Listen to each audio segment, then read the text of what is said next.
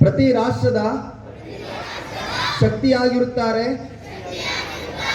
ಮತ್ತು ಯುವ ಶಕ್ತಿಯು ಸಮಾಜ ಮತ್ತು ದೇಶದ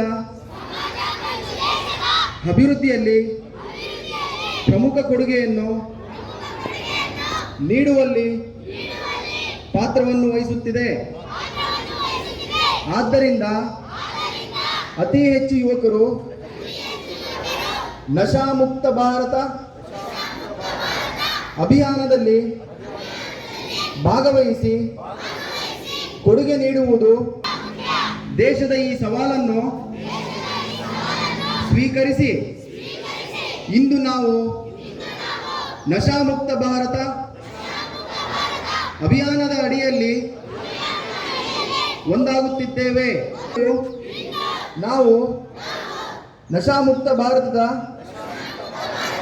ಅಭಿಯಾನದ ಅಡಿಯಲ್ಲಿ ಒಂದಾಗುತ್ತಿದ್ದೇವೆ ಮತ್ತು ಸಮುದಾಯ, ಕುಟುಂಬ, ಸ್ನೇಹಿತರು ಮಾತ್ರವಲ್ಲದೆ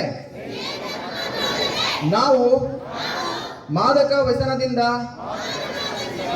ಮುಕ್ತರಾಗುತ್ತೇವೆ ಎಂಬ ಪ್ರತಿಜ್ಞೆಯನ್ನು ತೆಗೆದುಕೊಳ್ಳುತ್ತೇವೆ. ಏಕೆಂದರೆ ಬದಲಾವಣೆ ನಮ್ಮಿಂದಲೇ ಪ್ರಾರಂಭವಾಗಬೇಕಿದೆ.